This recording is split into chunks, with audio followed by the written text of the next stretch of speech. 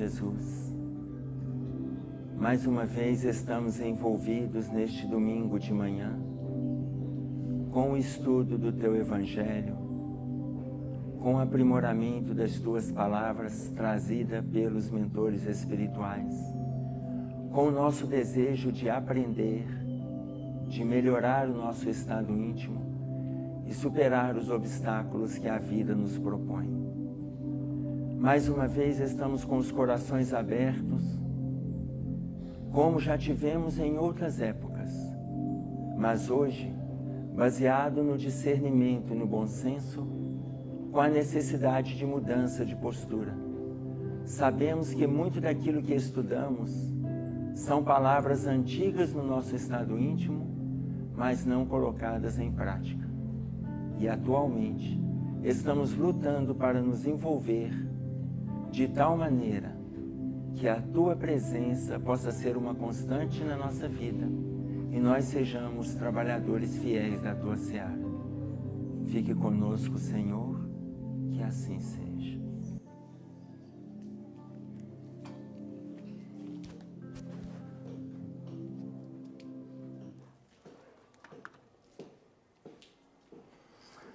Como vocês sabem, no domingo nós estamos trabalhando o livro Justiça Divina, associado aos estudos do livro Céu e Inferno. O Justiça Divina, ele sempre comenta um trechinho do livro Céu e Inferno. E este capítulo chama-se Penas Depois da Morte. Penas depois da morte. Ele comenta um trechinho, o item 18 do capítulo 6, que é impossibilidade material das penas eternas. Impossibilidade material das penas eternas. Dá para a gente entender um pouco a respeito só do título? Impossibilidade material das penas eternas? O que a gente entende deste título? Impossibilidade material das penas eternas. O que foi ensinado para nós? Quem aqui passou pela igreja? Pode ser só pelo batismo. Quem passou, levanta a mão para mim. Ótimo, que beleza. Todos nós passamos pela igreja. Tá claro? Ora, todos passamos pela igreja e ensinaram para nós sobre as penas. O que é a pena eterna? O inferno. O inferno. Ensinaram para nós. O conceito, gente, o conceito já vem há séculos. O conceito tem quase 3 milênios, este conceito. Tudo bem?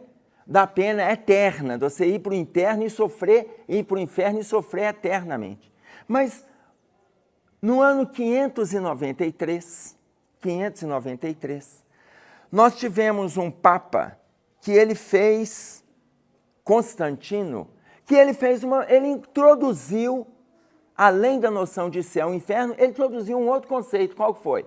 A existência do purgatório. Por que foi introduzido no ano 593 da era cristã a chegada do purgatório? Porque não fazia sentido uma pessoa que cometeu crimes de tirar a vida de 3, 5, 8, 15 pessoas, ele ir para o mesmo lugar onde aquele que mente. Mas mentir é grave. Eu não estou negando. Mas entre uma mentirinha e cometer crimes graves, não. Aquele que mente, ele vai para o purgatório. Aquele que mata, vai para o inferno. Foram criados esses conceitos para nós. Até que Ptolomeu, olha, a questão do inferno ela é tão interessante que Ptolomeu, entre 100 e 200 anos antes de Jesus, ele colocou que o inferno tinha quantas camadas? Quem lembra? 12? Não. Vocês não lembram, não? Nem eu. Por quê? Ele colocou que o inferno tinha muitas camadas, mas ele estava preocupado em descrever as camadas do céu. Então ele colocou que o céu ele tem 12 camadas. Ou seja, ele fala para nós que existem 12 céus. E ele não iria aprofundar na questão do inferno. Porque quando ele coloca as camadas do céu, ele vai colocando para nós que o céu tendo várias camadas, você vai assumindo de conformidade com o que você fizer, até a morada dos anjos. De conformidade com o que você fizer. Você vê que o raciocínio dele não é ilógico. Não é ilógico. Mas você vai para o céu. Mas dependendo do que você fizer, você vai partindo para as outras camadas. Quando chegou lá... E olha, Ptolomeu era astrônomo. Segundo os cálculos dele, ele via as camadas do céu. 12 céus. Você imagina que nós criamos um conceito popular de ter quantos céus? 7 céus. 7. Tanto que tem uma novela que se chamou... A novela vocês lembram, né? O conceito ninguém lembra. A novela todo mundo lembra. 7 céus. 7 céus. Paulo de Tarso coloca que existem quantos céus? 3. Paulo de Tarso aí fala assim, a ideia dos cristãos é assumir a postura trazida por Paulo, que existem 3 céus. O céu que a gente vê, o céu azul que a gente vê, o céu estrelado, que ele coloca como sendo o universo, e o terceiro céu, que é a morada dos anjos. Aí ele coloca em ser arremessado após a morte, ser arremessado para o terceiro céu. Ou seja, existem muitos estudos sobre o céu, mas também existem estudos sobre o inferno. Por quê? É no inferno é que vai trazer para nós a impossibilidade material das penas eternas. Porque quando fala do inferno, é sofrer eternamente, nunca mais sair de lá, nunca mais. Quando o livro Céu e Inferno, a espiritualidade traz para nós que isso é impossível, por mais que estejamos agora, independente da dicotomia inferno e umbral, independente. Seja um ou outro, não existe a pena eterna. E é isso que ele coloca para nós. Por este dogma, a sorte das almas, irrevogavelmente fixada depois da morte, é como tal uma trava definitiva aplicada ao progresso. Se entender que a pessoa vai para o umbral ou vai para o inferno e fica eternamente lá, está construída a trava do progresso. Por quê? Porque se você tiver chance de ir, vai e não sai mais, então, acabou. E aí ele coloca para nós assim, ora, a alma progride ou não progride? Eis a questão. Progride ou não, gente? Vocês estão bem na dúvida. A alma progride ou não? Sim. Aí ele coloca, esta é a questão, pois se progride, a eternidade das penas é impossível. Se a alma progride, a eternidade das penas é impossível. Mas vocês imaginem bem o tanto que vai ficando confuso para a nossa cabeça. Galileu, que viveu lá, nasceu no final do século XVI, e foi até o século XVII, mais precisamente por volta de 1647, foi físico, astrônomo, matemático. Ele calculou a localização do inferno. Ele calculou a área do inferno. Ele calculou o tamanho do capeta. Entenderam como é que Galileu era profundo? Ele calculou tudo, gente. Quando Dante veio com as colocações do inferno, ele calculou tudo. E ele colocou que o inferno, ele ocupa uma área triangular no centro da Terra. Imaginem vocês, a Terra, ele coloca que ela começa nos fundos da cidade de Jerusalém. E ela vai abrindo um triângulo até o centro da Terra. Esse triângulo ele vai dividindo em camadas. Sabe aquela mentirinha que você pegou? Você está aqui, ó. Sabe aquela bebida? Sabe aquela bebida que você bebeu a vida inteira e falou que não tinha problema nenhum? Você vem para cá. Sabe aquela droga? Você fala assim, uma maconhazinha, não tem problema não. Não me atrapalha em nada. Você vem para cá. Eu já estou traçando o destino de vocês. Vocês estão entendendo? Está todo mundo aqui bem localizado. Enfim, ele foi dividindo o inferno em camadas. E as situações mais graves, ele colocou como quem vai para a última camada. Vai descendo degraus. Galileu colocou para nós que ali, independente de onde você esteja no inferno, independente de onde você esteja, você vai encontrar com o capeta. Sabe por quê? Sabe o tamanho dele? Que ele calculou o tamanho do capeta? 1.180 metros de altura. Ô, gente, eu gosto de abraçar todo mundo, vocês notaram? Mas você imagina o abraço do capeta. Porque você imagina 1.180 metros, gente, de altura. É muita capetagem. É muita coisa, gente. Ele calcula tudo isso e ele vai provando por cálculos. Ele vai provando por cálculos. Ele estava num congresso, depois desse congresso, a prova, os cálculos dele foram precisos. Eu estou colocando aqui de forma lúdica. Ele faz, e gente, isso foi num congresso. Depois disso, ele arranjou emprego na Universidade de Sevilha. Ô, gente, quando a pessoa não tem nada para fazer e faz uns cálculos desses, vira até funcionário público depois. Arranjou emprego na Universidade de Sevilha. No final da vida dele, ele refaz isso aqui. Ele refaz. Tá claro? Então, vocês imaginem, pena eterna seria ficar aqui. Aí vem a doutrina espírita mostrando o que para nós? Não existe o inferno, aqui está a terra. Existe o quê? Umbral. E aonde que ele está? Em torno do planeta. Em torno do planeta. O André Luiz vai colocar isso para nós no livro Nosso Lar. E depois o livro Cidade no Além. Eigurina Cunha vai fazer o desenho da Terra, o envolvimento dela com as regiões umbralinas.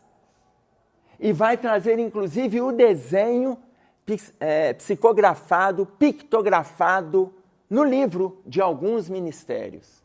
Entre eles o Ministério da Regeneração, o Ministério da União Divina, a área hospitalar, está desenhado no livro Cidade no Além. Ou seja, quando ele fala, André Luiz fala para a gente do umbral que está em torno, as regiões do umbral estão de conformidade com o nosso estado de sintonia. Se estão de conformidade com o meu estado de sintonia, olha, não foge muito das ideias de Galileu, não. Mas não necessariamente que ela surge nos fundos da cidade de Jerusalém, dividida em camadas, não dessa forma aqui. Mas as regiões que a gente vai está de conformidade com a nossa sintonia aqui na Terra. Ora, se está de conformidade com a nossa sintonia aqui na Terra, que tipo de atividade a gente está se envolvendo? Que tipo de trabalho que a gente está abraçando? Quais relações a gente está motivando? Quais relações a gente está construindo? Por quê? Porque eu posso determinar se eu saio do planeta e fico em torno, se eu saio do planeta e vou para outras regiões de trabalho. Está claro isso? Então ele coloca para nós sobre a impossibilidade material das penas eternas. Mas por que ele fala dessa impossibilidade? Porque tudo que a gente faz na Terra é levado em conta. Só que o Emmanuel, ele vai descrever tudo trazendo para o lado material. Diante do antigo dogma das penas eternas, cuja criação a teologia terrestre atribui ao Criador, examinemos o comportamento da criatura perante as criações estruturadas por Ele mesmo. Examinemos o que as pessoas fazem, examinemos, perante aquilo que ela cria no dia a dia. E aí a gente começa a pensar as coisas que a gente faz. Examinemos isso. Oi, meu filho. Lembrei, foi do livro dos egípcios, livro dos mortos dos egípcios, né? Ele falando do Anubis, quase 4.000 anos antes de Cristo. Pegava a obra do cara, pegava uma pena, sua obra pesasse mais que a pena pesasse mais que a sua obra, você descia direto, jogava sempre crocodilo, né? Então um deus crocodilo. É uma medição bastante interessante. Se a sua obra pesasse mais do que a pena... Porque era uma pena que eles punham, o Anubis, que aquele deus com a cabeça de chacal, põe a pena na balança lá e olhava. Aí o cara, dependendo da sua obra, você... E o Deus com a cabeça de chacal, gente, você vê que a desgraça, ela tem regra, não tem? Lá na época, lá no Egito Antigo, isso não foge das interpretações que a gente vai trazendo, porém de forma mais madura. Por que eu estou colocando de forma mais madura? Lá naquela época, já personificavam Deus. Tanto que Jesus fala o quê? Meu Pai e vosso Pai. Meu Deus e vosso Deus. Por quê? Ele tem uma forma de entender Deus e nós temos outra. Ele tem uma forma de entender o Pai e nós temos outra. E depois, num outro momento, o que ele fala? Pai nosso que estás nos céus. Tá claro? Quando ele fala Pai nosso que estás nos céus, eu já estou fazendo referência ao capítulo 6 de Mateus, ao versículo 9, quando ele vai ensinar a oração, quando ele vai ensinar, ele coloca todo mundo no mesmo patamar. Ele não diferencia, não. Pai de todos. Mas nós interpretamos um pai de um... Os egípcios interpretaram lá como a cara de um lobo. Hoje, a gente ainda tem aquela impressão dele ser aquele velho de barba branca. Ô tio, não é igual o senhor, não. Porque o velho de barba branca usa cajado. Eu vejo o senhor entrar aqui sem cajado. A cara de lobo era o deus Anubis. Anubis. Anubis. Tá claro? Então você imagina. Olha o que ele coloca para nós. Sobre as nossas obras. Aí ele vai dando exemplos das nossas obras do dia a dia. Determinada companhia de armadores constrói um navio. Contudo, não arremessa ao mar sem a devida assistência. Se por um acaso você constrói um navio, gente, você constrói um navio, você já, não é, ele está construído, você vai olhar tudo, sem arrogância, você vai olhar tudo que aquele navio pode apresentar de problema, concordam? Você programa uma viagem, você programa, não, eu quero aprender paraquedismo, pode programar o que você quiser, mas ao programar, use a sua mente. Porque quando ele coloca, você já não joga ao mar, e eu falo sem arrogância, lembram o que disse o engenheiro do Titanic? Esse navio nem Deus afunda. Esse navio nem Deus afunda. Claro que Deus não ia afundar, gente. Quem afunda é a geleira. Vê se Deus vai afundar navio. Deus, o que ele mais quer é que a gente cresça naquilo que a gente constrói. Mas se não tiver medida, se a gente abrir espaço para arrogância, ok. Ou seja, ele coloca para nós aqui, comandantes, pilotos, maquinistas, marinheiros, todos constituem-lhe a equipagem para que atenda dignamente aos seus fins. Quando alguma brecha surge na embarcação, ninguém se lembra de arrojá-la ao fundo. Teve problema na embarcação? Vamos afundar esse barco aqui que não vai servir mais não. Alguém faz isso? Na nossa casa, teve vazamento? Eu vou mudar. A gente faz isso ou a gente vai estudar o vazamento? A gente estuda. Ao revés, o socorro habitual envida o máximo esforço de modo a recuperá-la. Ou seja, a gente vai trabalhar para recuperar aquilo ali. Mas o que a gente precisa manter quando a gente vai fazer qualquer obra? Qualquer obra. Mantenha algo na sua vida que é para a sua vida inteira, que se chama medo. Mas é importante. A gente ter medo, a gente não faz. Não, gente, o medo ele é importante. Eu gosto de um piloto, eu não converso com todos os pilotos de avião, não. Mas eu gostaria que o piloto me dissesse se ele tem medo. Eu prefiro o piloto que tem medo. Porque o piloto que tem medo, ele prepara o avião. Ele olha tudo, ele quer saber se tem uma luzinha que não está funcionando, ele olha tudo. Ele entra, ele pega o avião de outro que acabou de sair, enquanto a população está entrando, enquanto os passageiros estão entrando, ele está olhando todo o funcionamento. Se ele tiver medo, é ótimo. Por quê? Porque ele vai ser cuidadoso. Se você perguntar para o piloto se tem medo e ele falar assim, não tem não, mas se der uma pane no ar, não, aí a gente resolve. Se der uma pane no ar, a gente resolve? Olha, te dizer que avião não tem mecânica no alto, não tem mecânico não. É melhor não ter pane lá, porque o carro se der pane, você para, encosta, telefona, chama reboque.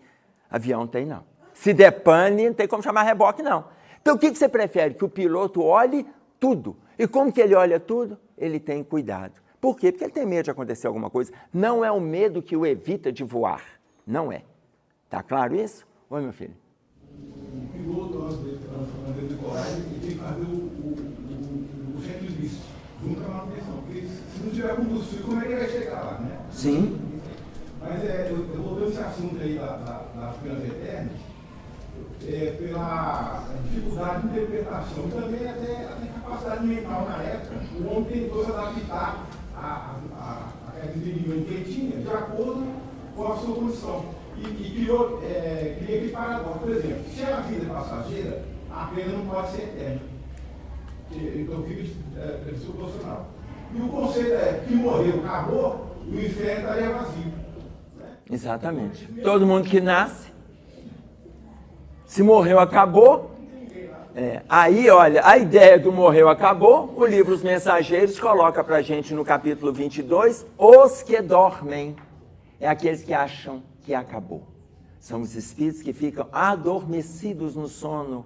Nem é o sono eterno.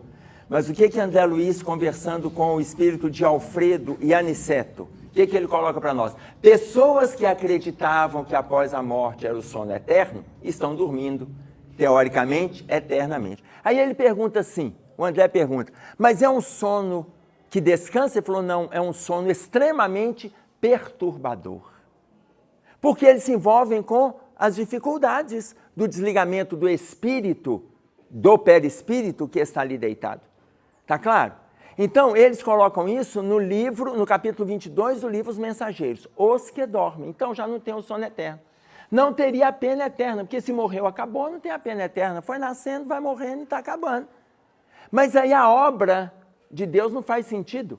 Porque, por outro lado, como que fica a questão a questão sobre a presença de Deus? Sobre a existência de Deus? Porque tem gente que fala assim, olha, tudo para nós, tudo tem uma causa. Tá claro? Para nós, tudo tem uma causa. Se você chega na sua casa, tem um carro lá, que não é seu, não é de ninguém da sua casa. Qual a primeira pergunta que você faz? De quem é esse carro? De quem é esse carro? É a primeira pergunta, gente. Então a gente desencarna e vê essa obra. A primeira pergunta que a gente faz: quem fez tudo isso? Não tem como a gente não acreditar dessa presença. Não tem como. Então, da mesma forma que não existe o inferno nas penas eternas, da mesma forma, existem sofrimentos, mas que a gente pode sair deles. Tanto que o umbral está ficando... O quê? Cheio. Cheio? Não, gente, agora que está vazio, está todo mundo aqui. Hoje está todo mundo nascendo. O umbral está esvaziando. À medida que a gente for evoluindo, o que vai acontecer com essa camada aqui? A Terra sai de regeneração, sai de prova e expiação para regeneração. O que vai acontecendo com essa camada? Ela vai se dissipando. Porque se as pessoas não melhorarem no movimento reencarnatório, se não melhorarem, elas já vão para um outro plano. Não se envolvem mais com a Terra. Ah, não, mas desencarnou, vai para o umbral. Olha, nem todos que estão desencarnando agora vão pelo umbral, já vai para outra estação. Outra estação. Olha, não é primavera não, tá? Não é primavera não. Então, já vai para outras regiões, mas por que vai para outras regiões? A pessoa não acompanha o movimento. E a Terra, queiramos ou não, ela entrará no movimento de regeneração. Coloca para nós Joana de Ângeles na mensagem que se chama A Grande Transição. E aí, ele coloca para nós assim: na mesma diretriz, o avião conta com mecânicos adestrados em cada estação de pouso. O automóvel dispõe na estrada dos postos de abastecimento.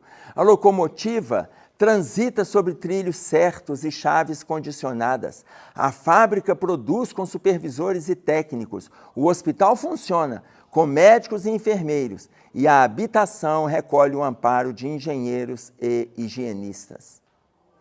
Ou seja, o que ele está dizendo para nós? Na Terra está tudo funcionando. Tudo está funcionando. Agora, tem pessoas que estão nesse movimento e elas é quem não funcionam.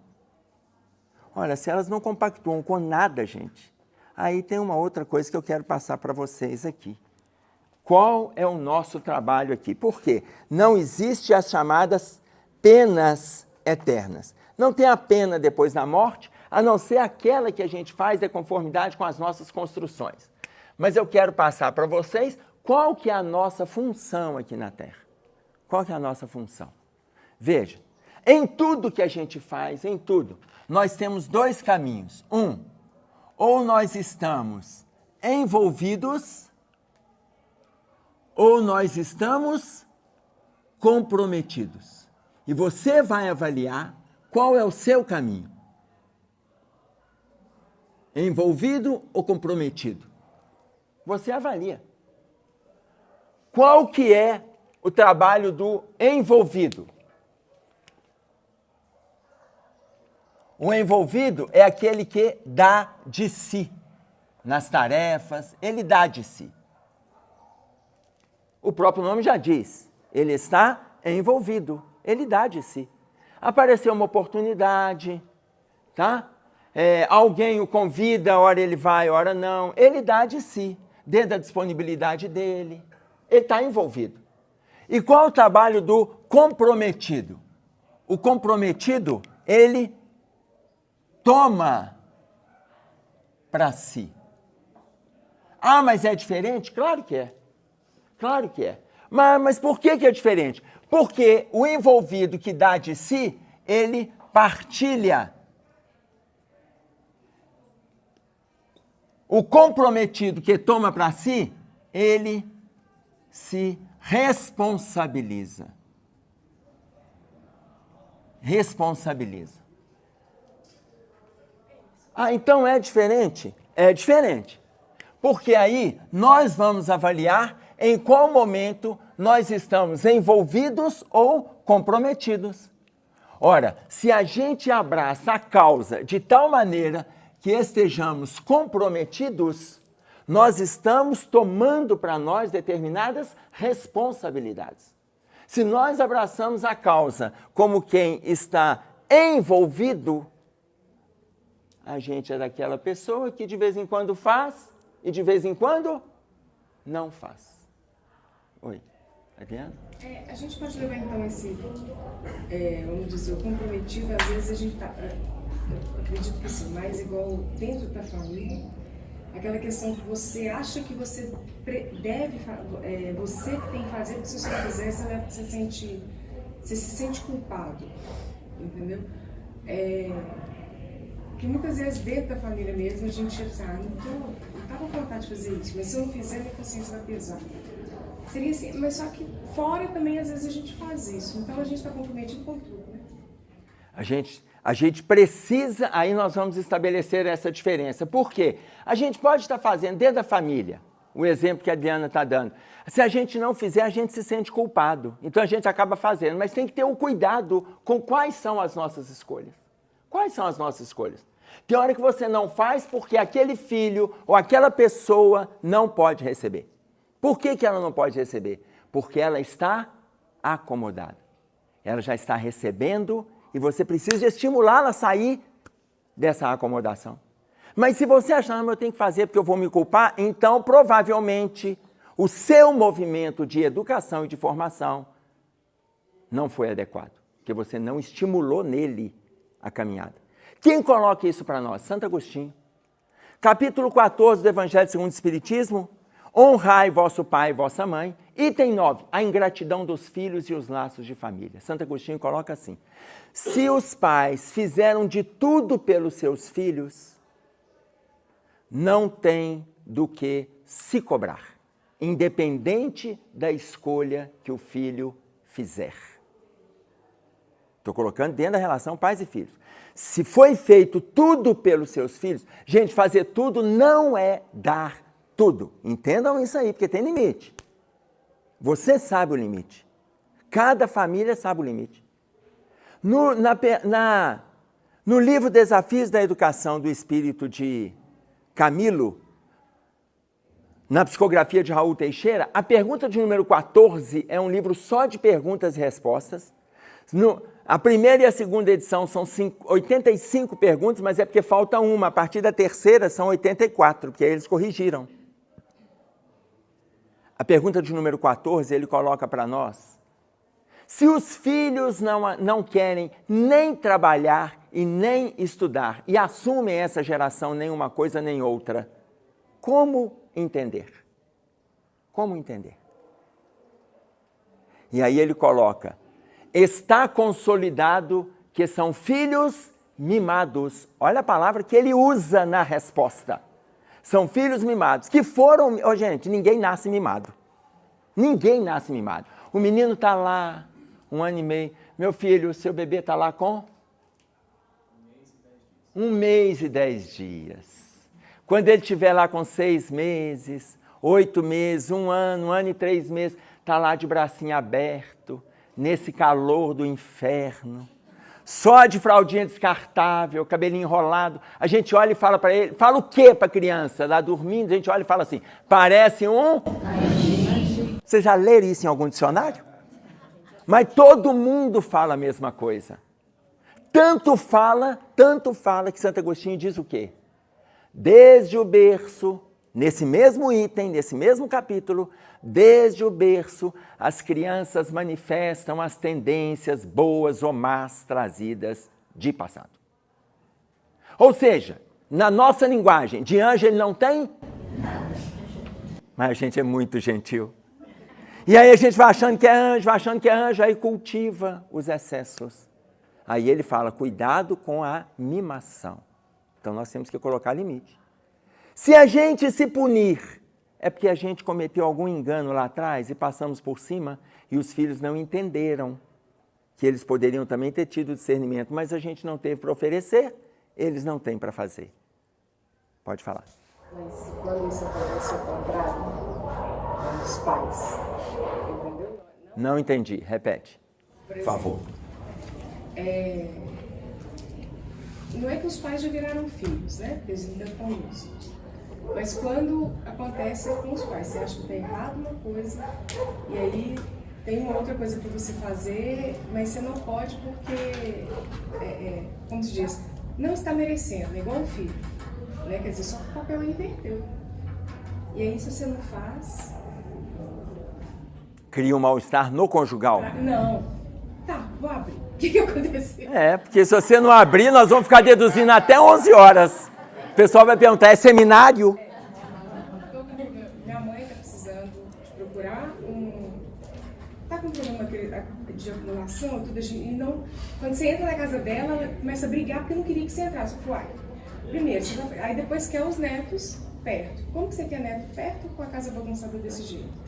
Aí você vai e fala que... Eu falei, tá, precisa de um tratamento psiquiátrico, psicológico, mas não escuta. Aí tem um casamento para ir que eu que tenho que levar. Aí a minha vontade era não ir ao casamento. Eu falei, não vou, não tô com vontade, não tá merecendo, entendeu? Mas aí já me chamaram de, você é muito mole, não sei o quê, porque você cede sempre, né?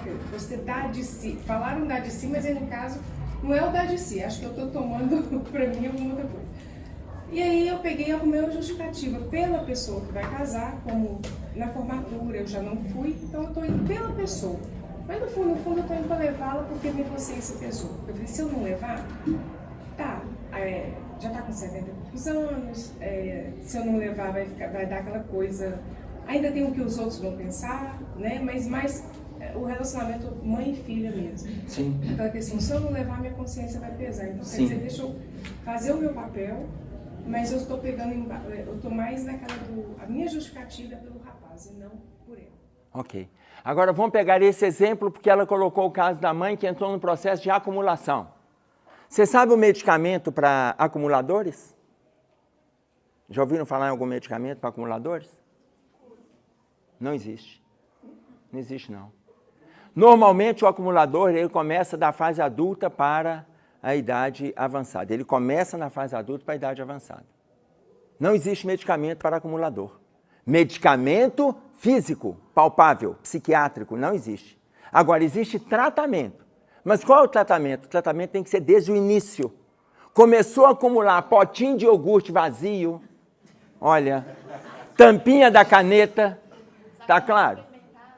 Pois é, você começou a acumular, gente, começou a acumular. Primeira atitude, você vai lá e corta. Agora, aí vem a questão da culpa. Ela já vem acumulando há mais tempo. Mas eu não estava morando com ela. Não Sim. Descobri tem pouco tempo. Sim. E não é isso não, e a desculpa é porque tá juntando para doar. Eu falei, então doa tudo. Mas é porque você não tem que saber o que a pessoa vai fazer.Sim. Né? Mas ela quer assim, eu quero te dar essa linha aqui porque você vai usar. Sim. Mas aí o que acontece? A gente vai deixando, não vai? A pessoa tem, gente, o acumulador, ele tem N motivos para ele poder continuar acumulando. Você sabe se aquilo é higiênico, se aquilo é necessário, se aquilo é importante, se deve acontecer. Você sabe, no papel de filho lúcido, você sabe. Entrou na casa, você está vendo, papai, eu não vou deixar isso aqui não. Mamãe, eu não vou deixar isso aqui não. Não, porque isso aqui eu estou guardando para doar, então eu vou levar agora para doar. Eu vou levar agora. Não, eu estou esperando juntar, junta mais, que depois eu venho aqui semana que vem e recebo. Semana que vem eu passo aqui e pego. Então você vai fazendo. Porque fala que eu vou dar para uma pessoa que ela não gosta. Filha, a casa é de todos. Se você sabe que está trazendo... Olha, eu estou dizendo para vocês isso, gente, com experiência. Nós tiramos uma senhora de uma casa, porque a filha foi acumulando, os irmãos não deram conta. Os irmãos construíram outra casa, que não aguentavam mais a irmã. Todos saíram, eu falei assim, agora você tira a sua mãe. Ela estava com 89 anos. Tira a sua mãe, porque ninguém aguenta a sujeira. A vizinhança está reclamando. Gente, vocês terem uma ideia da dificuldade. Lá dá para tirar pelo menos 5 caçambas de entulho. Dá para tirar, eu fui ver. Dá para tirar. Então eu estou dizendo para vocês, o que aconteceu com essa garota? Ela mora sozinha em meio. E piorou, mas piorou a casa. Porque agora nem mais para brigar não tem. Porque foram deixando as primeiras dificuldades. Entenderam? Aí quando a gente fala lá, apareceu lá atrás, briga. Briga porque é a instituição da disciplina. Gente, tem coisa que se a gente... não, mas eu vou conversando, que uma hora vai entender. Para de bobagem. Tem coisa que não entende. Pede o seu menino de 5 anos e pergunta para ele se ele prefere uma injeção de benzetacil ou um sorvete. Aí ele vai preferir o sorvete. E depois, você fala assim, não, um dia ele vai entender que benzetacil é importante para ele. Ele vai entender quando. Ele precisa passar pela picada, precisa de sentir a dor, precisa. Mas é a mãe, a gente respeita, a gente vai adiando. Viu? Abriu o guarda-roupa, abriu o armário, abriu. Emerson, mas está sendo invasivo, mas está sendo cuidadoso. Por quê? Porque aí eu volto nessa definição aqui. Ou seja, a gente pode ficar envolvido? Pode. Aí a hora que der a gente vai... Por exemplo, eu vou ter que falar para ela, olha, eu vou falar assim, mãe, eu não vou te levar no casamento porque a senhora está sem higiene. Mas isso é agressivo. É mentira ou é verdade? Não chegou nesse ponto ainda da higiene. Por enquanto são as roupas que eu dou para o povo, mas a sala dela fica cheia. Sim. E aí eu já fiz isso, eu precisava me dar que eu vou dar o que eu tô precisando. Minha irmã já fez também. Só que aí aparece mais, eu falei, não pega mais. Aí, vou mandar para o Albino, então manda para o Albino. Não fazem.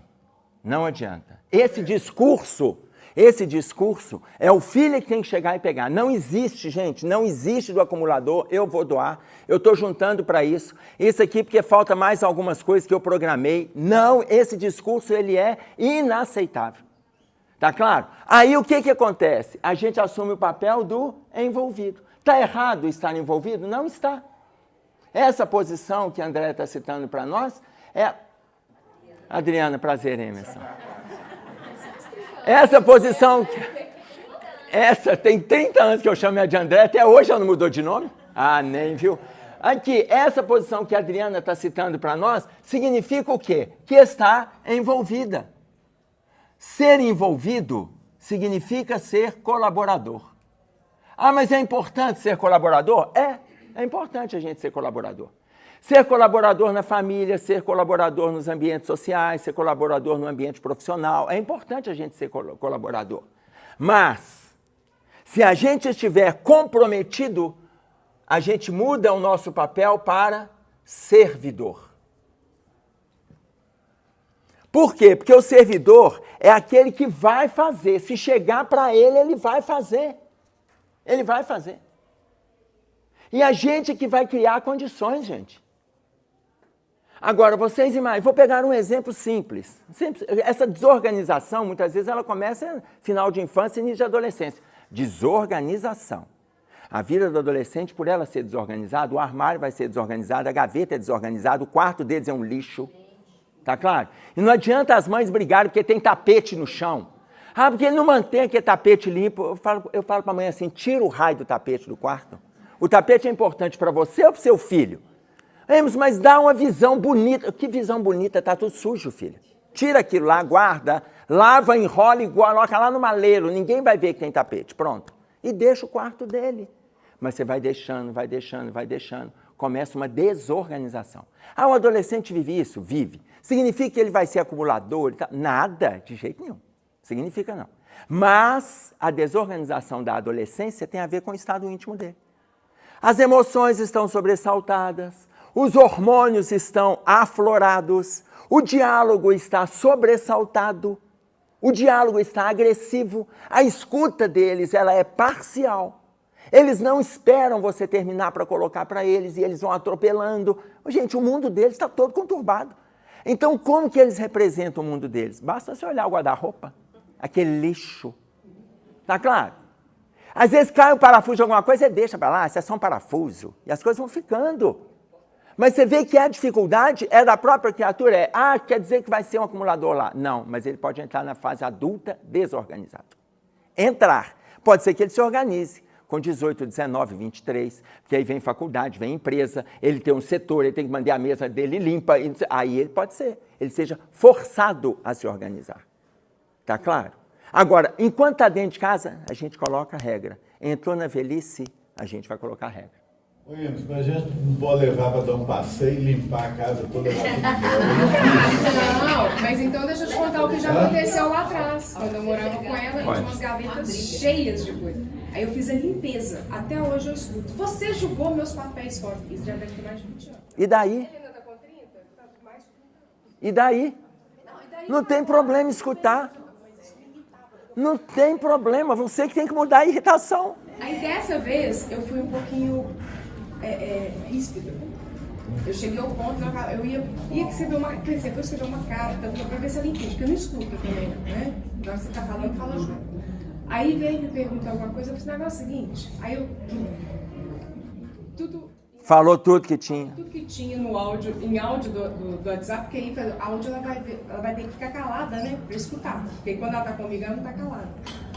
E aí foi, depois eu falei, nossa, acho que eu falei verdade demais. Aí, graças a Deus, depois eu cheguei, conversei com a psicóloga, né? Falei, tranquilo, do jeito que você falou, tá tranquilo.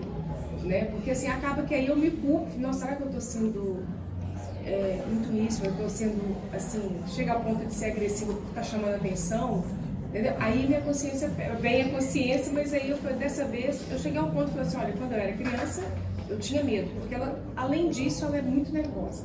E ela dava chiliques, tipo, quando a gente era criança, assim, que dava medo. Aí, num desses, eu falei assim, olha, eu quando era criança eu tinha medo, hoje eu sou adulta, eu não tenho medo nenhum de você. E pronto. Pois é, mas agora nós estamos... Vamos chamar de filhinha pra cá, filhinha, mas não... Nós estamos colocando a questão da saúde. Isso que o Roberto colocou, chama para viajar e depois vai lá e limpa tudo, funciona? Funciona, gente. Só que o acumulador não viaja. Isso funciona. Não. Esse exemplo aqui, no característico, não a sua mãe. O acumulador não viaja. Ele sabe que está todo mundo contra. Não é este caso, não. No geral, patologicamente, ele não sai, porque ele tem que tomar conta de tudo. Se ele sair, vai entrar gente lá. Se não entrar gente para limpar, vai entrar gente para roubar, porque ele acha que ele tem tanta coisa importante que ele acha que vai entrar ladrão. Então é o outro lado da patologia. Agora, funciona? Se você conseguir tirar ele de casa, funciona. Tá claro? Bom, mas aí vem a culpa, tá? Aí vem a culpa. A culpa é porque aí, quem mandou você citar o detalhe? É porque você está colaborando. Não que ser colaborador não seja importante, é importante. Mas ser servidor é ser decisivo. Quem coloca isso para nós? Aniceto, no livro Os Mensageiros. Ser servidor é ser decisivo. E o colaborador? Colaborador todo mundo precisa. Nós somos colaboradores dentro da doutrina. Quando der, a gente vai lá e faz. Quando a gente pode, a gente vai lá e faz. E para ser servidor, você vai determinar. E se o outro não concordar, não gostar de você, e daí? E daí? Aqui, Um outro exemplo. Quando a minha filha caçula estava com 4 anos, isso já tem ao longo dos anos, eu não esqueço do exemplo, porque ela está aqui, agora está com 20. Então, você vê que a gente não esquece exemplos, né? Estávamos na cozinha, eu, ela e a Gladys conversando. E aí, eu cheguei e pedi a ela para juntar os brinquedos lá. Ela estava brincando lá no chão e tal, eu pedi ela para juntar e guardar. Ela pegou e falou assim, na hora que eu falei, a hora que ela levantou, eu falei, pega os brinquedos, junta e guarda. Ela olhou para mim e falou assim, papai, você é chato, feio e bobo, tá? E aí a Gladys chegou e falou assim, filhinha, a gente não conversa assim com o papai. Eu falei, pode deixar, meu bem, pode deixar. Ô filha, deixa eu te falar uma coisa. Eu não preciso do seu amor. Você faz o que eu te peço e para mim está de bom tamanho. Meu problema é com Deus, não é com você. Aí a Gladys olhou para mim, e falou assim, nossa, você fala assim com a menina de 4 anos, eu falei, ela vai ouvir isso pro resto da vida dela. Por quê? Porque o nosso papel, gente, a gente preocupa em amar. Se você vai ser amado ou não, você não é amado por A, você é amado por B. Para de querer localizar o amor. Joana de Ângeles cobra isso da gente.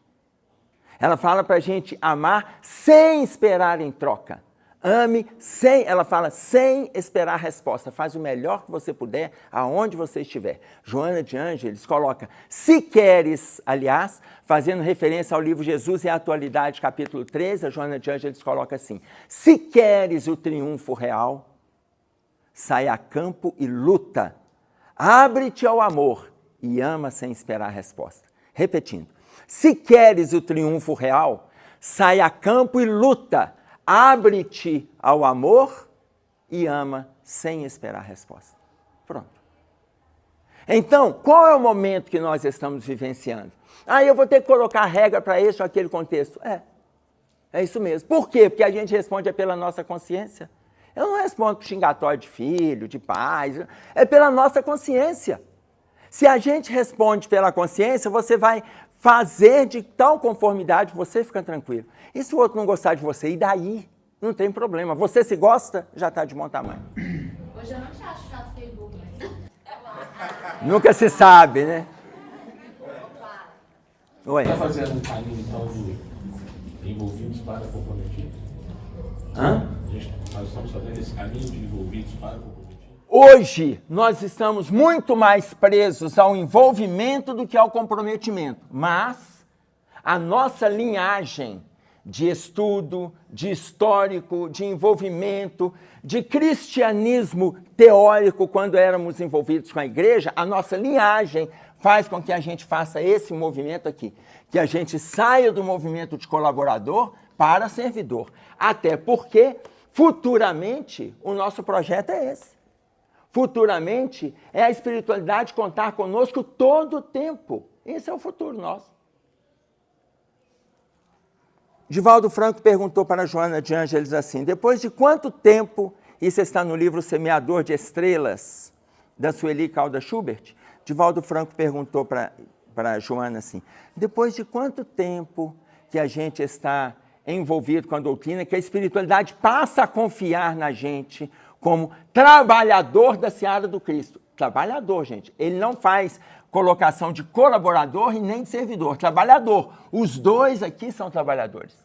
Depois de quanto tempo de envolvimento com a doutrina que a espiritualidade passa a confiar na gente? O que a Joana responde? Quem lembra? Depois de 10 anos de trabalho.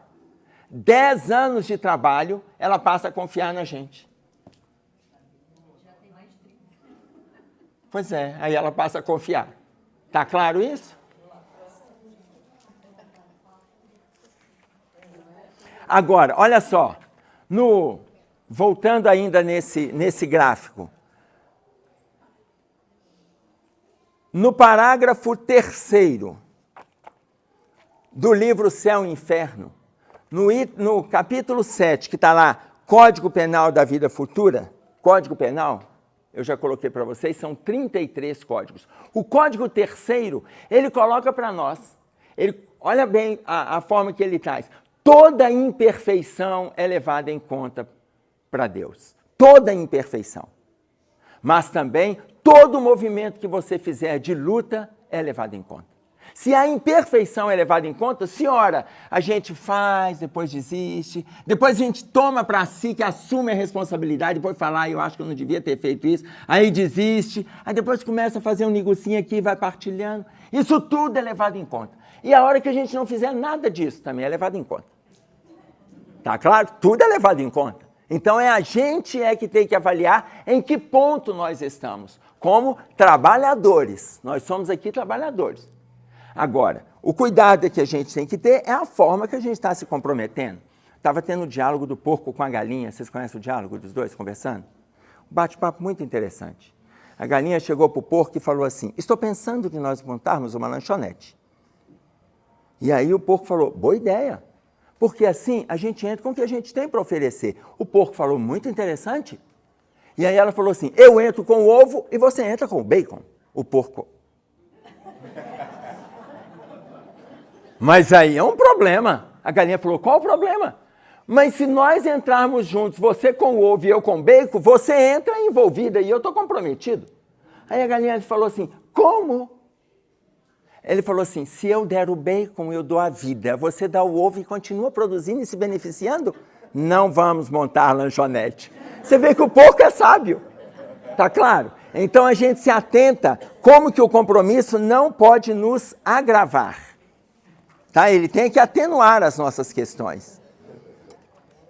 Aí ele coloca para nós, em todas as formações humanas respeitáveis, tudo está previsto. Tudo está previsto, gente. Ah, mas a gente pode mudar as previsões? Pode. O Raul Teixeira coloca para a gente que tem 4 coisas que a gente programa quando a gente reencarna. 4 coisas. Que família que a gente vai nascer, com quem a gente vai se casar, que para quem programa, né, gente? Tem gente que não faz graça e não programa. A família que a gente vai nascer, com quem a gente vai se casar, que mais? A profissão que a gente deverá ter e o gênero de morte. Tudo isso pode ser modificado.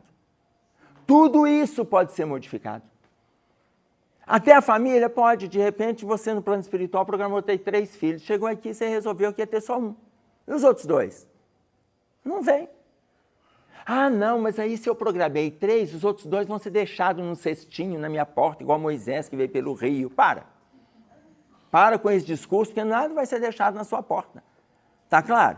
Então, a gente programa e as programações vão acontecendo. A gente pode sair fora da programação? Pode, tudo pode ser mudado. Aí ele diz, em todas as formações respeitáveis, tudo está previsto de maneira que o trabalho seja protegido e os erros retificados. Tudo de tal maneira que o trabalho esteja protegido, o trabalho material, o trabalho emocional, o trabalho espiritual. Tudo pode ser modificado, tudo pode ser retificado, com aproveitamento de experiência e sucata, sempre que esse ou aquele edifício e essa ou aquela máquina entre naturalmente em desuso. Tem coisas que você não tem que deixar de lado, mas tudo você vai aproveitar, todas as experiências. A gente está falando aqui, ele está dando exemplo de máquinas. Esse exemplo que a Adriana está trazendo para nós, traz para o seu contexto íntimo. Por quê? Porque tem coisas aqui dentro que estão em desuso e pode ser retificado. Tem coisas nas relações que estão em desuso e pode ser modificado. Tem coisa no nosso dia a dia que já está em desuso. Ah, Emerson, mas por que ele dá exemplo da máquina? Isso acontece entre os homens cujas obras estão indicadas pelo tempo e incessante renovação. Por que ele vai dar exemplo da máquina? Porque a gente tem o tal do substituir. Você vai, troca.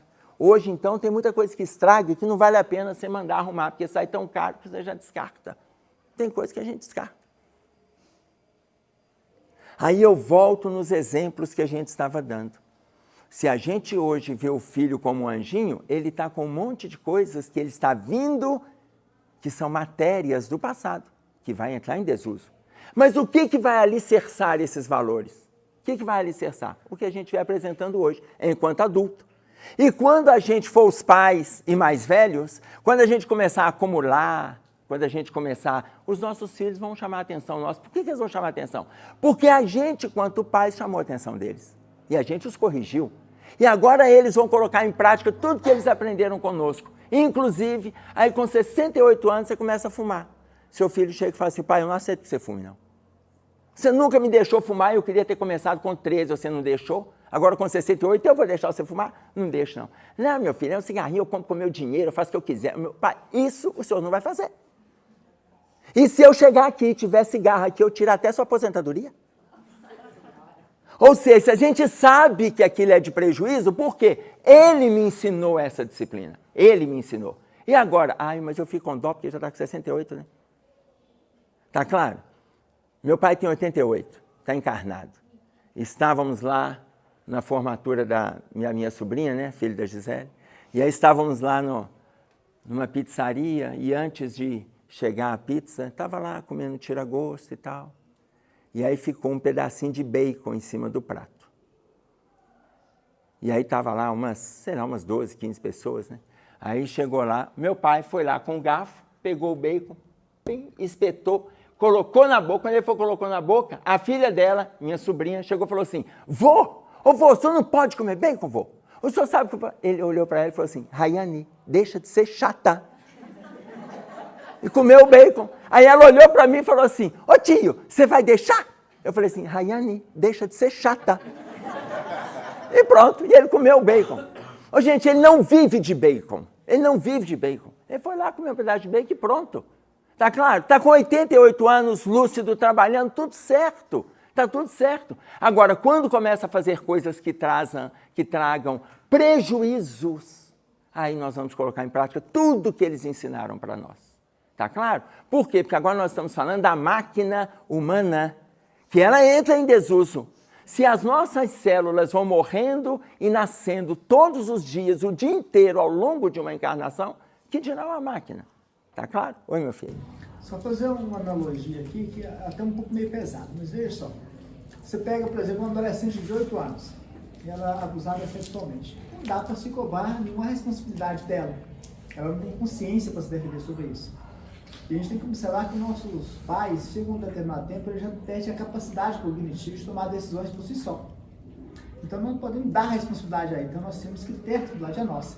Então, com meus pais também, tem hora que eu tenho que... Alguma coisa que meus pais falam, eu tenho que ouvir, mas fazer completamente diferente, porque ele não tem a capacidade de decidir por si próprio. Assim como uma criança que a gente tem que proteger. E eu tenho que ter essa mesma visão sobre os adultos, sobre os meus pais.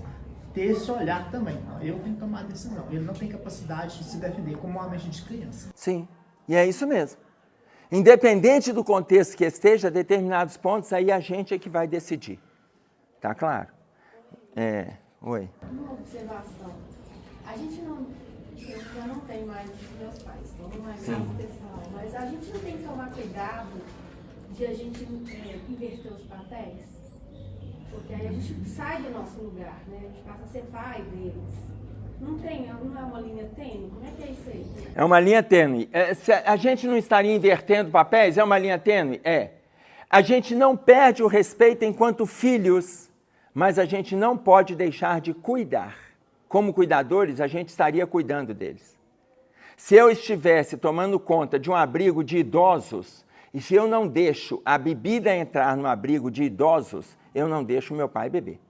Meu pai, embora esteja na minha casa. Eu não sou o pai dos idosos, não sou o pai do meu pai, mas aí entra o meu discernimento.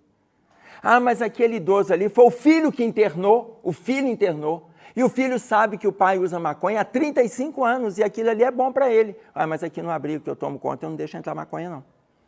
Então ele vai ter que tirar o pai dele. Ele vai ter que tirar. Por quê? Porque é o mesmo cuidado que eu teria com o meu, no papel de cuidador. Eu não perco a referência biológica, mas aí entra a questão da lucidez. Enquanto o filho, vai prevalecer aquilo que a gente conhece. Em matéria, pois, de castigos, depois da morte, reflitamos sim na justiça da lei, que determina realmente seja dado a cada um conforme as suas obras. Entretanto, acima de tudo e em todas as circunstâncias, aceitemos Deus na definição de Jesus, que nos revelou como sendo o Pai nosso que estás nos céus. Aceitemos a definição de Jesus. Mas olha, antes ainda, a lei que determina que seja dado a cada um conforme as próprias obras. Se está chegando para nós, gente, é para nós fazermos. Agora, espiritualmente, a gente recebe de conformidade com o que a gente fez. É a orientação de Paulo, que eu fui lá localizar, que está... Capítulo 2 aos Romanos, no versículo 6. A cada um segundo as suas obras. Está claro? A cada um segundo as suas obras. Agora, vocês imaginem, se nós nos atentarmos para esse maquinário que foi dado para nós aqui de exemplo, para quem já assistiu e quem não assistiu, o filme Tempos Modernos, do Charles Chaplin, ele vai trabalhando. Charles Chaplin foi ator, escritor, roteirista. Ele fez tudo o que ele podia fazer no cinema silencioso para mostrar para a gente a sociedade. No filme Tempos Modernos, eu não me lembro se ele é de 1936 ou 1940, no filme Tempos Modernos, ele vai trabalhando a máquina e trabalhando. Chega uma hora que a máquina... A pessoa, para não parar de trabalhar, chega uma outra máquina para alimentar. Enquanto ele está trabalhando, chega uma outra máquina, um robô, e vai colocando comida na boca dele, e ele vai comendo, e vai trabalhando, e aperta parafuso. Então, no filme Tempos Modernos, ele vai mostrando isso para nós. E aí chega uma hora que ele está tão envolvido com a máquina que ele começa a apertar parafuso, que ele aperta os botões da camisa também, chega o chefe dele, ele aperta os botões da camisa do chefe, ele está apertando tudo que ele encontra, de tão condicionado à máquina.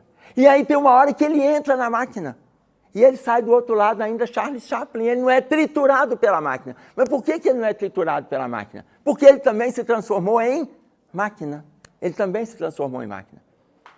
O que é interessante nessa colocação, daí você vê que Charles Chaplin, ele desencarnou em 77.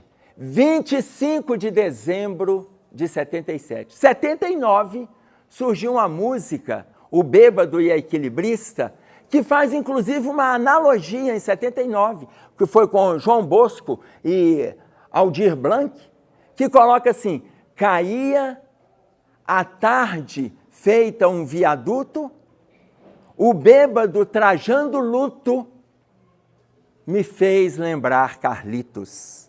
Porque Carlitos foi o personagem que o Charles Chaplin criou no filme como sendo o vagabundo. Essa música foi composta entre o Natal e Ano Novo, entre os dois. Por isso é que é uma homenagem, mas quando João Bosco chamou Aldir Blanc, eles começaram a extrapolar e fizeram uma homenagem àqueles que estavam exilados, chamando para voltar para o país. E essa música sai em 79. E recebeu várias censuras, e todo mundo conhece na voz de Elis Regina. Então você imagina, ele está fazendo uma valorização de todo o trabalho do Chaplin.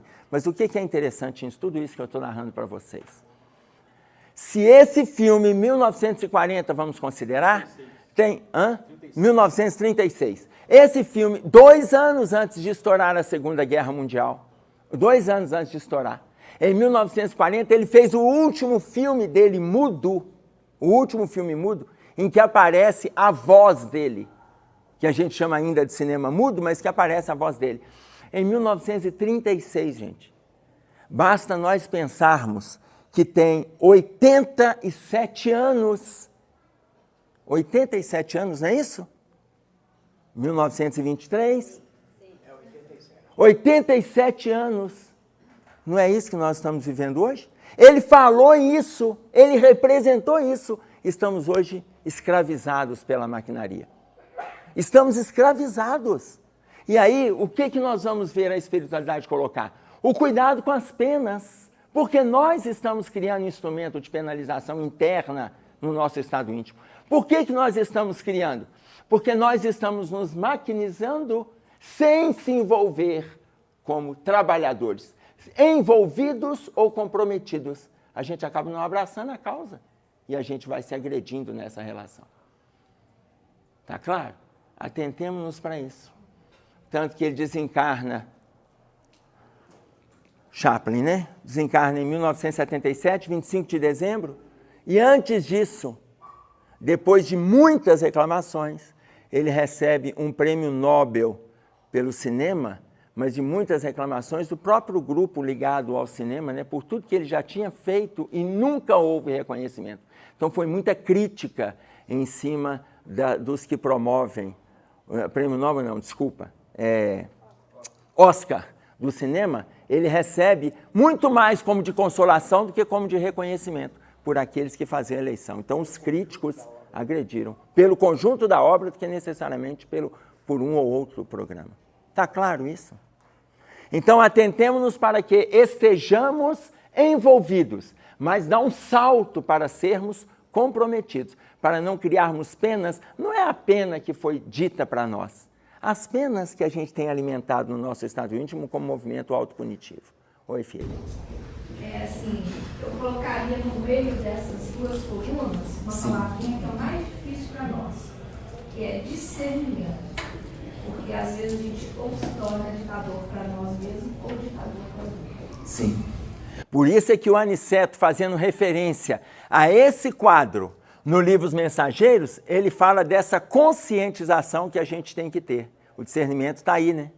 Que é o discernimento associado ao bom senso e a conscientização da base que a gente está utilizando ao abraçar o trabalho ou abraçar algumas decisões. Esse exemplo que a Adriana estava citando são decisões. Está colaborando? Está colaborando.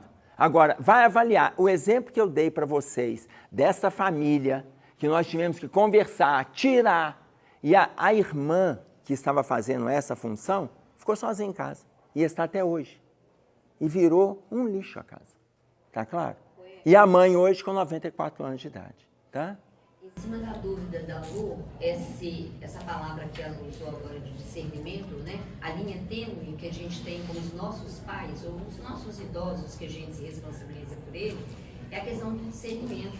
Assim como no filho, na transição dele da infância para a adolescência ou para a idade madura, a gente teve que discernir muito o limite que a gente dava ou retirava do filho, com os pais idosos é a mesma coisa. Por mais que doa o nosso coração, as nossas decisões com os pais idosos têm que ter esse discernimento e essa firmeza. Eu estou fazendo por quê? Para quê? Para o bem. Então eu não vou ao médico, eu não quero marcar médico, eu vou dormir sozinho hoje. Não, hoje você não vai, hoje você vai na minha casa. Porque corre o risco disso. Então esse discernimento dói muito no coração do filho, mas ele é extremamente necessário, senão ele vira monstro. Tudo bem? Estamos em paz?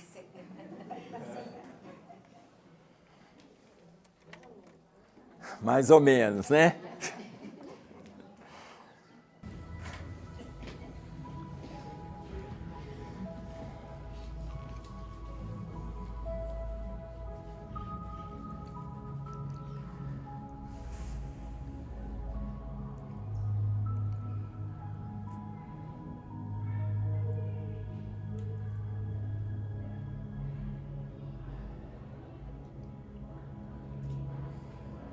Pai nosso que estás nos céus, santificado seja o teu nome. Venha a nós o teu reino, seja feita a tua vontade, assim na terra como no céu. O pão nosso de cada dia nos dai hoje. Perdoe as nossas dívidas, assim como nós perdoamos os nossos devedores. Não nos deixeis cair em tentações, mas livra-nos do mal. Porque teu é o reino, o poder e a glória para todo sempre. Com esta prece, Senhor, estamos encerrando o nosso estudo desta manhã de domingo. Fique conosco, que assim seja.